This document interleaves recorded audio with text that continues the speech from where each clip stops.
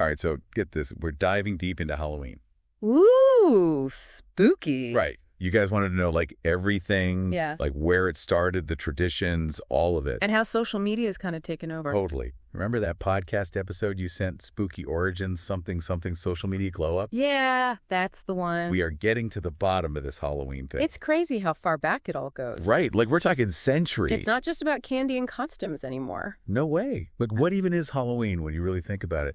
We had to start at the very beginning. Okay, so picture this ancient Celtic lands. Ireland, Scotland, that whole area. Exactly. They had this festival, Samhain? Samhain. How do you even say that? Samhain. Samhain. Yeah, and it was basically their way of marking the end of the harvest season and like the start of winter. So a big deal for them then, huh? Like everything's changing. Huge. And it wasn't just the weather. The Celts believed that during Samhain, the line between the living and the dead got all blurry. Well, hold on. You're saying like ghosts and stuff? Basically. They thought spirits could just wander around. Now that's what I call spooky. Right. And get this, to deal with these spirits, they would light these massive bonfires. Like a huge party. Not exactly. Well, more like protection. Think about it. Huge fires keeping the spirits away. Smart. And they didn't stop there. They'd wear costumes too, but we're talking animal skins and heads, the works. To like blend in with the spirits. Exactly. So they wouldn't get snatched up or something. That's wild. It's amazing how those costumes turned into what we see today. Oh, yeah. Speaking of costumes, we can't forget about social media and Halloween today. Oh, man. It's like a whole different world. Remember that podcast, Spooky Origins, and the whole thing about social media? Platforms like TikTok and Instagram have completely changed the costume game. It's not even about being scary anymore. It's like, who can be the most creative or start the next big trend? Right. It's all about going viral these days. But you know, the Celts weren't the only ones who shaped Halloween. We got to talk about the Romans. Romans. Like togas and stuff. Not quite. But when they conquered the Celts, they brought their own traditions with them. They were kind of known for that, right? Totally. They had this festival, Feralia, to honor the dead. Okay, that makes sense. And another one, Pomona, all about fruits and trees. Wait a minute. Pomona fruits trees, are we talking bobbing for apples here? You got it. It's amazing to think that something so simple might have roots in ancient Roman traditions. Talk about a blast from the past. But how do we get from Samhain and Roman festivals to Halloween as we know it today? Like, was it gradual or did someone just decide one day? All right, so this is where things get really interesting. Get this. It was actually Pope Gregory III. A pope. Hold on, I'm intrigued. Back in the 8th century, he decided November 1st was going to be All Saints' Day. All Saints' Day. Right, the Catholic holiday for saints. Exactly. So naturally, the night before October 31st became All Hallows Eve. Which is Halloween. Mind blown. It's amazing how all these different cultures and beliefs came together over time. It's like a giant cultural mashup. Exactly. And it makes you wonder how different things really are today. But we can't forget about America.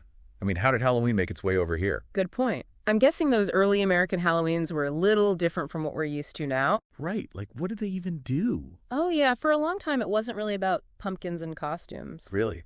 What was it about then? It was way more like serious, superstitions warding off evil spirits. Oh, like those old ghost stories we hear. Exactly. Those stories definitely added to the whole mysterious vibe. But things really started to change in the mid-1800s when the potato famine hit Ireland. Oh, right. So many Irish immigrants came to America. And they brought Halloween with them. Makes sense. I mean, they were holding on to their traditions. Absolutely. But here's the thing. In America, Halloween started to lighten up. Less about the spooky stuff and more about families having fun. It's fascinating how traditions change when they move to a new place, like a cultural evolution. And speaking of change, we can't ignore the giant pumpkin in the room social media. It's like Halloween got a digital makeover. Totally. Imagine this. Before social media, your costume was only seen by like your neighbors, maybe a few friends at a party. Now it's like the whole world's invited to the party. Right. Thanks to TikTok and Instagram, Halloween costumes are a global phenomenon. I mean, one minute you're looking at some crazy, realistic Pennywise costume, and the next, it's a DIY Baby Yoda. It's incredible. And don't even get me started on DIY costumes. It's not about buying some pre-made thing anymore. You have to get creative. Exactly. Remember that viral shower curtain costume? Oh, yeah. So simple, yet so brilliant. Social media has made Halloween costumes so inventive. And speaking of social media, We got to talk about the challenges. Don't even get me started. Every year it's something new. From those creepy dances to those insane makeup transformations. It's like everyone's a makeup artist now. It's true. And the best part is everyone can get involved. Remember that. Which Halloween candy are you? Oh my gosh. My entire feed was nothing but that for weeks. See? It's all about connecting and having fun with it. And it's not just the costumes and challenges. Halloween decor has been totally taken over by social media, too. Are you kidding? My Instagram feed turns into a haunted house convention every October. It's insane. People are going all out with their decorations. It's become an art form. Like those super detailed themed houses, people are really committing to the Halloween spirit. Right. It's not just a one-night thing anymore. It's weeks of planning, decorating, posting online. It's like Halloween never ends. And it's not just us regular folks. Yeah. Even businesses and brands are getting in on the action. Totally. We're talking spooky marketing campaigns, virtual Halloween events. You name it. Halloween is everywhere you look, thanks to social media. And let's be honest, who doesn't love a good Halloween filter or a spooky TikTok dance? It's all in good fun. Right. But beyond all the trends and the online stuff, I think social media has actually brought back a sense of community to Halloween. You think so? Absolutely. Families are planning their costumes together. Friends are challenging each other to bake-offs. And even if you can't be together in person, there's always virtual parties and events.